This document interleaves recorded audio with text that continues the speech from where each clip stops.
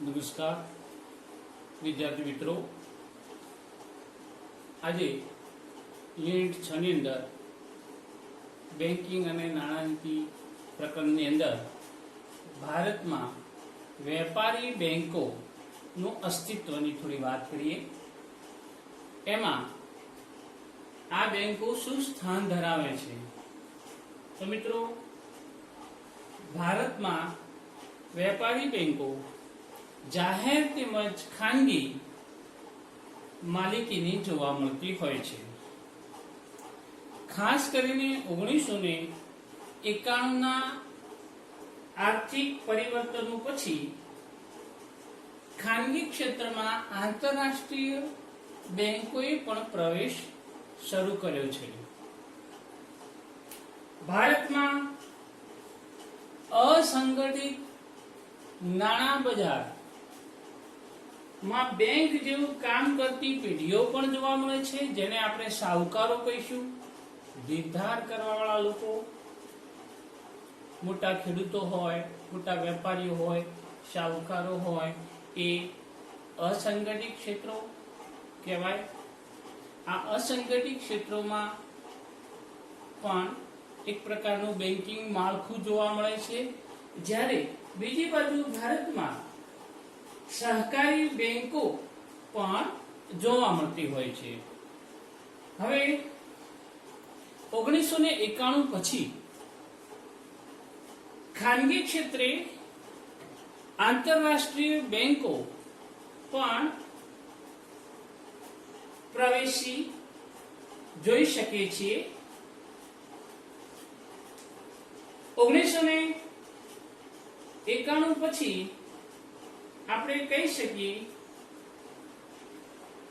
કે બેન્કિંગના કાર્યો કરતી જે કંપનીઓ આરબીઆઈના 1934 ના ધારાની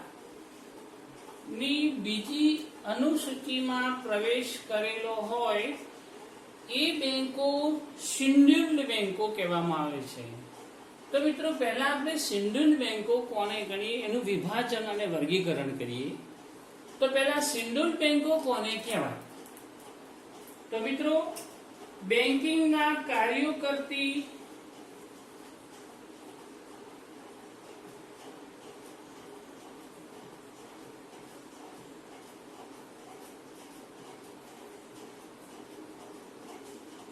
જે કઈ નાણાકીય કંપનીઓ છે એ કંપનીઓ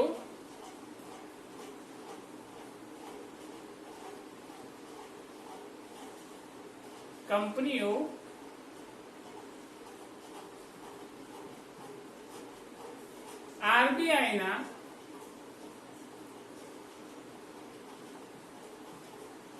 1934 ના કાયદા પ્રમાણે 1934 ના કાયદાની બીજી અનુસૂચિમાં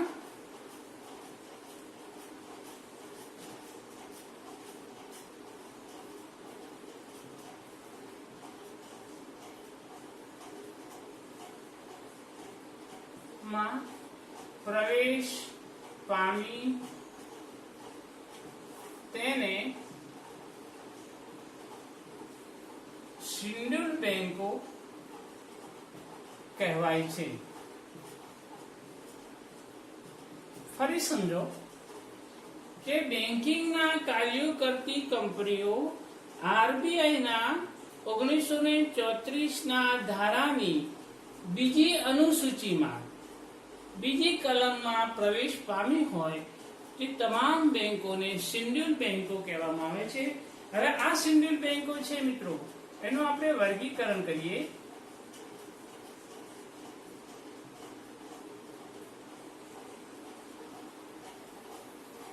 તો એને 4 ભાગોમાં વિભાજિત કરી શકાય. એક તો જાહેર ક્ષેત્રે કામ કરતી વેપારી બેંકો, પછી ખાનગી, પહેલા આપણે ખાનગી ક્ષેત્રની,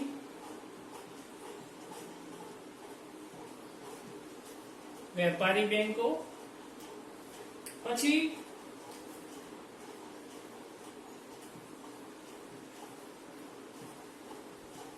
બીજા ક્રમે જોઈશું જાહેર ક્ષેત્રની વેપારી બેંકો,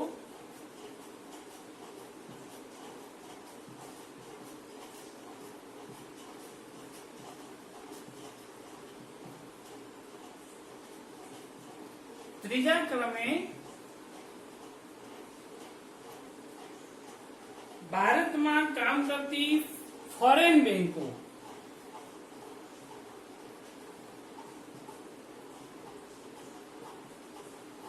વિદેશી બેંકો જેને કહેવાય, અને ચોથા ક્રમે સિંધુ બેંક તરીકે આપણે સહકારી બેંકોનો સમાવેશ, જેને પ્રાદેશિક સિંધુ બેંકો જે છે આ વેપારી બેંકો છે બધી.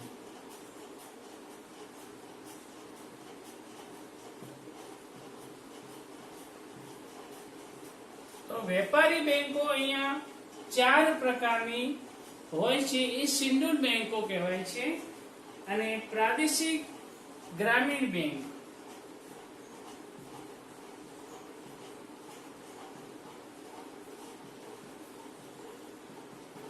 આ છે પહેલા ક્રમે વિદેશી બેંકો. હવે બીજા પ્રકારની જે બેંકો હોય છે સિંધુ બેંકો, એ સહકારી ધોરણે કામ કરતી હોય છે, જેને સહકારી બેંકો કહેવામાં આવે છે. ટૂંકમાં સિંધુ બેંકો વેપારી બેંકો પણ હોય છે અને સહકારી બેંકો હોય છે. હવે વેપારી બેંકોની અંદર 4 પ્રકારની બેંકો કાર્યરત હોય છે. એક ખાનગી ક્ષેત્રની, બીજી જાહેર ક્ષેત્રની, ત્રીજી ભારતની અંદર કામ કરતી જે વિદેશી બેંકો છે, અને ચોથા ક્રમે છે પ્રાદેશિક ગ્રામીણ બેંકો. હવે મિત્રો જોઈએ આપણે કે આ સિંધુ બેંકોનું વર્ગીકરણ છે. તો જે સિંધુ બેંકોમાં વેપારી બેંકો 4 પ્રકારની છે, એ નફાના હેતુથી કામ કરતી બેંકો છે. અને સિંધુ બેંકો બીજા પ્રકારની હોય છે, જે કોઓપરેટિવ બેંકો છે, જે લોકોના સહકારથી ચાલતી હોય છે.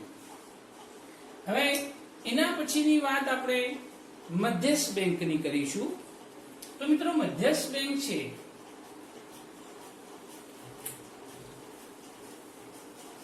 જેને આપણે સેન્ટ્રલ બેંક કહીશું.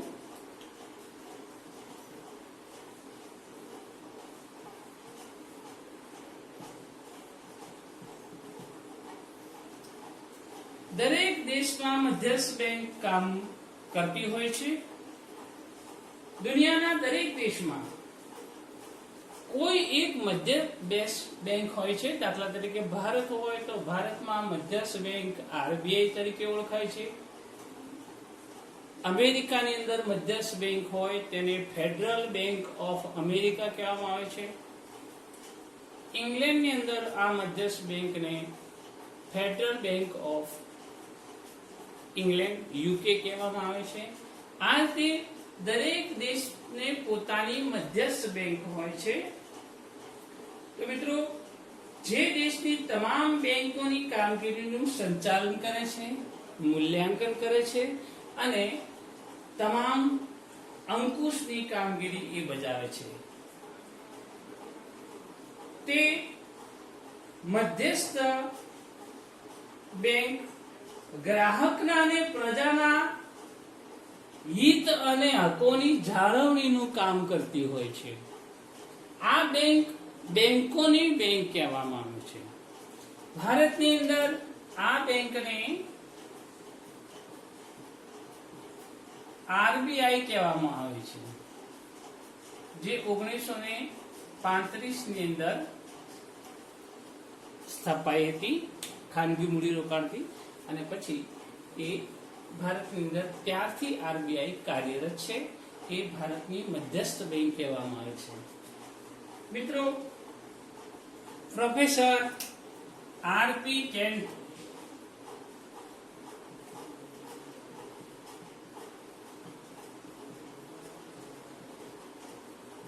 મધ્યસ્થ બેંક વિશે શું કહે છે?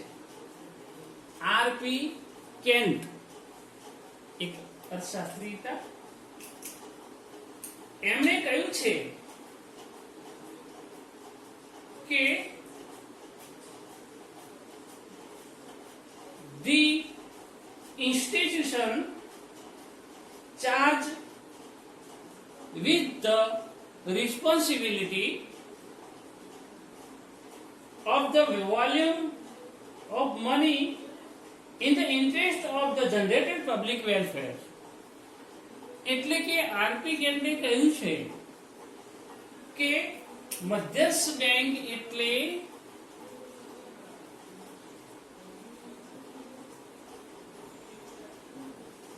એ એક એવી સંસ્થા છે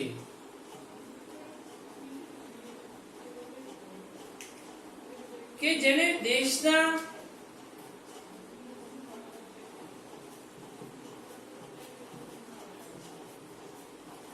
એટલે કે પ્રજાના સામાન્ય હિતો સામાન્ય હિત માટે અર્થતંત્રના નાણાંના જથ્થાના હિત સામાન્ય હિત માટે અર્થતંત્રના નાણાંના જથ્થાના વિસ્તરણ અને સંકોચન ની જવાબદારી સોંપવામાં આવી હોય